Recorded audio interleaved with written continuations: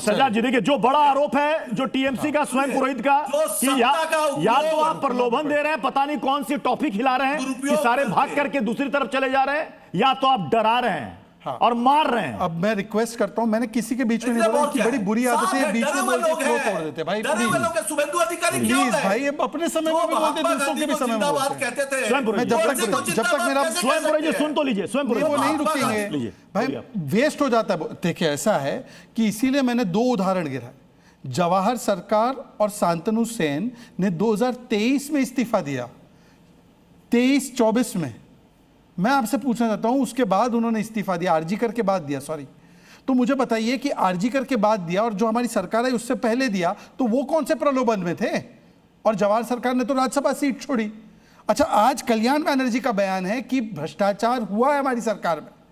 चलिए उसके बाद मैं आगे बढ़ना चाहता हूं। बताइए भाई, आज भी ऋतव्रता बनर्जी वाला फैक्शन क्या बोल रहा है? ये बोल रहा है आरएसएस पार्टी है। अरे भाई, आपकी पार्टी अभिषेक बनर्जी है क्या?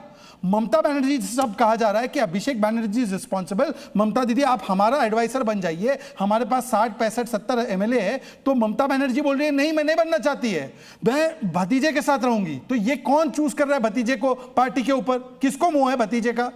और आज तो मैं कहूंगा कि देखिए, कांग्रेस और बीजेपी तो नेशनल पार्टी है आपके चैनल में, पर सबसे बड़ी पार्टी इसके बाद तो एलजेपी बन गई, क्योंकि जिस फैक्शन का प्रतिनिधित्व स्वयं पुरोहित कर रहे हैं उसके पास तो 10 एमएलए नहीं है।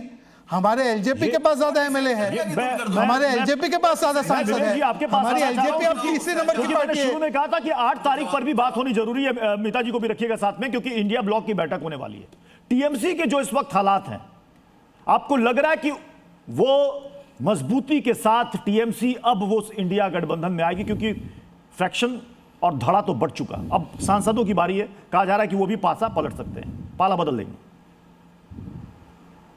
देखिए, पहले मैं एक बात साफ करना चाहती हूँ कि अगर आप ऋतव्रता बनर्जी के ऊपर if you have done any research, आपको पता चलेगा कि महाराष्ट्र में जो पैरेलल्स ड्रॉ किया जाता है एकनाथ शिंदे के साथ या अजित पवार के साथ, ऋतव्रता बनर्जी की पॉलिटिकल स्टैचर एक जगह में नहीं है।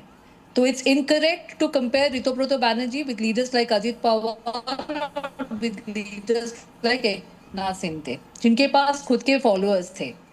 तो ऋतव्रता बनर्जी यहाँ पर कभी भी ममता बनर्जी के सामने वो बहुत ही लाइट वेट हो रहा है। ये फॉर्मेशन सिर्फ आज के दिन कैसे सीआईडी, कैसे सेंट्रल इन्वेस्टिगेटिंग एजेंसी से बचा जाए, आज के दिन कैसे सुरक्षा मिला जाए, इसके बारे में हो रहा है। ये पॉलिटिकल फ्यूचर के ऊपर बेस करके हो नहीं रहा है ये फॉर्मेशन। थर्डली, ममता बनर्जी और TMC, Mamata Banerjee was the original founder. हाँ, we have a lot of grievances against her, क्योंकि वो यूथ कांग्रेस की प्रेसिडेंट थी।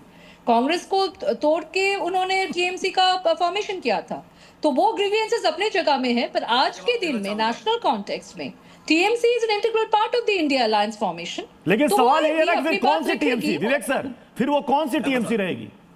नहीं, TMC, Mamata Banerjee TMC, Mamata Banerjee will be the first and the final face of TMC. Vivek ji, He cannot be replaced by someone like Vivek is okay with Mamata Banerjee. फिर वो कौन सी TMC रहेगी? वो ममता बनर्जी वाली मजबूत टीएमसी या ऋतव्रत वाली टीएमसी?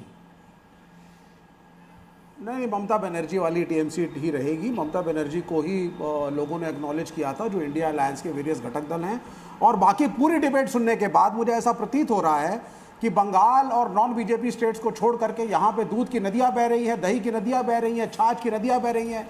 सुबह सुबह हमारे छोटे भाई शहजाद पूनावाला बाल्टी और मग्गा लेकर के निकलते हैं, आज मैं दूध की नदी में नहाऊंगा, वो दूध की नदी में नहाते हैं। फिर वहाँ निकलते हैं, कहते हैं आज नेक्स्ट डे मैं दही की नदी में नहाऊंगा। फिर वो पहुँचते हैं महाराष्ट्र, और महाराष्ट्र में कहते हैं बॉर्डर क्रॉस करते ही जैसे मैं कर्नाटका में पहुँचा कांग्रेस रूल, ये सारा का सारा दूध देखो पानी में बदल गया।